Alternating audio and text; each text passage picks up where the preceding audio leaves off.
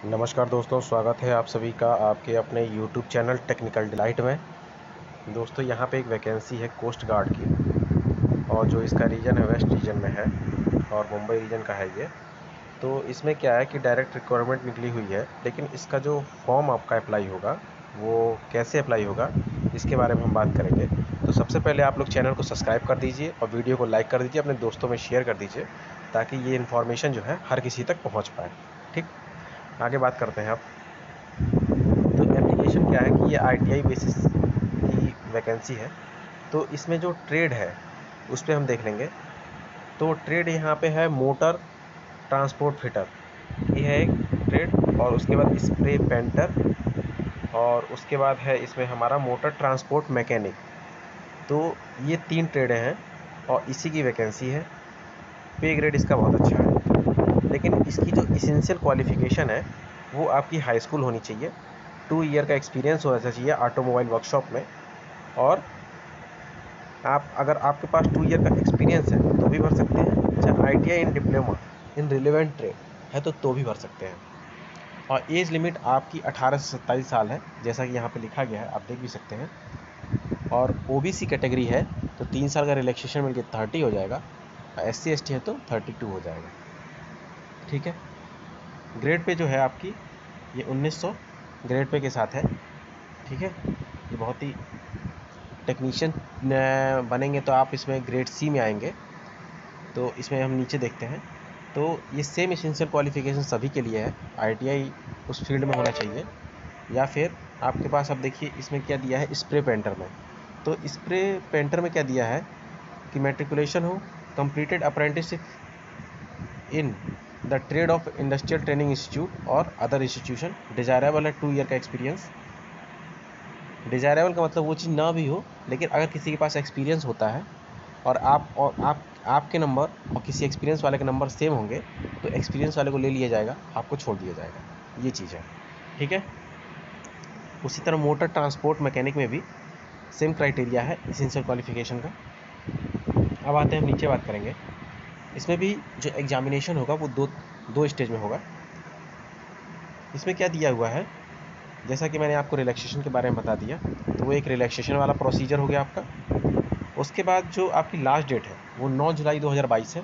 इस बात को आप स्पेशली याद रखेंगे, 9 जुलाई 2022 इसकी लास्ट डेट है। ओके। अब देखिए, आप मुंबई वाले पोस्ट पे अगर रीजन पे अगर फॉर्म को अप्लाई करना चाहते हैं, जैसा कि इसमें एक ऑफलाइन एनेक्चर दिया हुआ है, आप हमारे टेलीग्राम ग्रुप में ज्वाइन हो जाइए। वहाँ पे मैं ये पीडीएफ अपलोड कर दूँगा, वहाँ से आप इसको डाउनलोड कर सकते हैं और इसका प्रिंट आउट ले लेंगे आप, ताकि आप इसको फिल करके भेज पाएंगे। तो यहाँ पर जो मुंबई रीजन है उस हेड क्वार्टर का यहाँ पे एड्रेस दिया गया है। जो आप इन्वेलप लेंगे यानी जो लिफाफा लेंगे उस पर आप 2 में इस एड्रेस को फिल करके, ये वाला एड्रेस आप पूरा फिल करेंगे और आप पोस्ट कर देंगे। ठीक है। रत्नागिरी रीजन में आप ये एड्रेस डालेंगे और पोस्ट कर देंगे। कोची रीजन में ये एड्रेस डाल के पोस्ट कर देंगे और कवराती रीजन में ये वाला एड्रेस डाल के आप पोस्ट कर देंगे। तो ये चारों यूनिट्स के जो भी हैं आपको एड्रेस दिए गए हैं, आप किस रीजन में पोस्ट करते हैं ये आपके ऊपर डिपेंड करता है। आप जिस पोस्ट के अकॉर्डिंग भर रहे हैं तो उस रीजन में आप इसको पोस्ट करिए।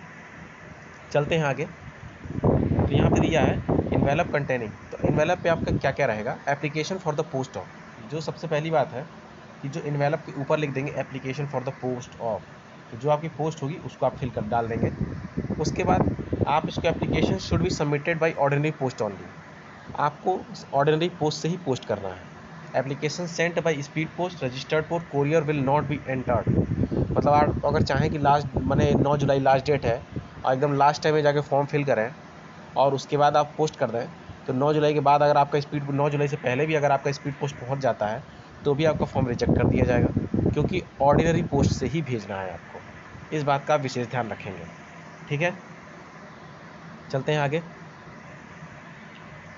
The prescribed essential qualification and minimum and mere position of a same does not entitle candidate to be called for written test.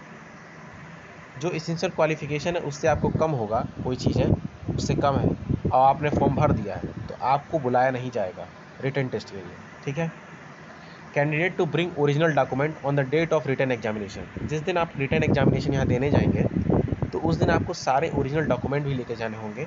और candidate have to make their own lodging and transportation arrangement for the test.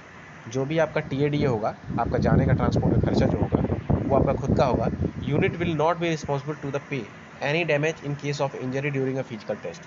आपका physical test भी होगा तो आपको coast guard किसी भी तरीके का कोई पे नहीं देगा आपको कोई इंजरी हो जाती है इस चीज़ से रिलेटेड। ठीक है, सिलेक्शन प्रोसीजर क्या है ये देख लेते हैं हम। The selection of the candidate will be based on the merit in the written examination. आपकी मेरिट के आधार पर किया जाएगा, रिटन एग्जाम होगा उसकी मेरिट के आधार पर। फिर उसके बाद आपका स्किल टेस्ट, फिजिकल टेस्ट होगा वेयर एवर रिक्वायर्ड, अगर इसकी जिसकी ज़रूरत पड़ेगी, but will only be qualifying in nature. जो फिजिकल टेस्ट होगा हमारा वो ओनली क्वालिफाइंग इन नेचर होगा, चाहे skill test, with no bearing on the overall merit. Exact date मतलब सारी चीज़ों का जो आपका जो वेटेज रहेगा वो मेरिट के आधार पर ही है।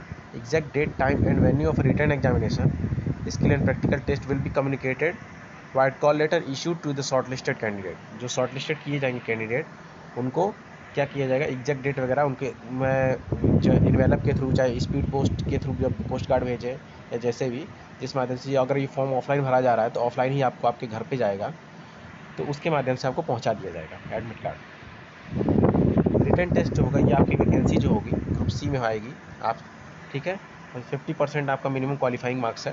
ठीक, उसके बाद आपका ट्रेड टेस्ट होगा, आपका परफॉर्मेंस एप्टीट्यूड वगैरह जो भी है उस चीज़ को चेक किया जाएगा ट्रेड टेस्ट के माध्यम से, स्किल टेस्ट के माध्यम से।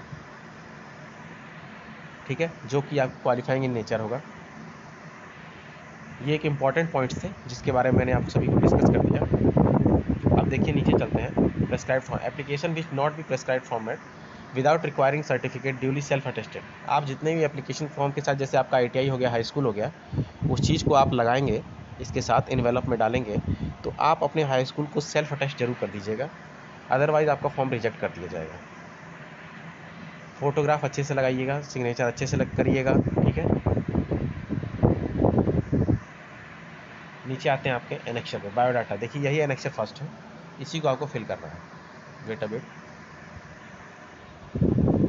ये देखिए एनेक्चर 1 है ये, इसमें आपको बायोडाटा है। पोस्ट अप्लाइड फॉर्म इसमें भर देंगे आप। पोस्ट अप्लाइड 4 हो गया। फिर उसका name of applicant, father's name, date of birth हो गया, नेशनैलिटी हो गया, पासपोर्ट साइज यहाँ पे photograph with signature, nationality, visual identification marks, जैसे आपके तिल वगैरह हो वो सब चीज़ें जो दिखने वाली हो वो यहाँ पे 2 पॉइंट्स डालने होते हैं। वेदर SC ST आप किस कैटेगरी में आते हैं, एसेंशियल क्वालिफिकेशन में आपका आ जाएगा, experience, marital status, address of for the communication with pin code है, permanent address with pin code, contact number, email ID हो गया, डिक्लेरेशन हो गया, left hand thumb impression, signature of applicant. इसी फॉर्म को आपके सारे डॉक्यूमेंट्स के साथ फिल करके भेजना है दिए गए एड्रेस पे। उसके बाद एनेक्चर 2 जो है ये EWS और इनकम सर्टिफिकेट से रिलेटेड है। तो ये जो EWS में कैंडिडेट्स आएंगे उनके लिए है। जो EWS का आपने फॉर्मेट बनवाया होता है वही फॉर्मेट सेम यही होता है, उस पर भी ये सारी चीज़ें लिखी गई होती है, तो सिंपली आप उसको फोटोकॉपी करके आप लगा सकते हैं। ठीक है, तो यही 2 चीज़ें थी, जो सिंपल सा फॉर्म है, ज़्यादा कुछ इसमें कोई लॉन्ग प्रोसीजर नहीं है कि आपको भरने में दिक्कत होगी। तो ये एक वैकेंसी थी जिसके बारे में मैंने आप सभी को तक इन्फॉर्मेशन पहुँचा दी। अगर ये वीडियो आपके लिए हेल्पफुल है तो आप इस चैनल को सब्सक्राइब कर लीजिए, वीडियो को लाइक करिए, अपने दोस्तों में शेयर करना मत भूलिए। हमारे टेलीग्राम ग्रुप का चैनल जो है डिस्क्रिप्शन में दिया गया है, आप उसको ज्वाइन कर लीजिए। वहाँ पे ये PDF मैं आपको प्रोवाइड करवा दूँगा, आप वहाँ से इसको रिसीव कर सकते हैं और इसको प्रिंट करवा के आप फॉर्म को फिल कर पाएंगे। धन्यवाद।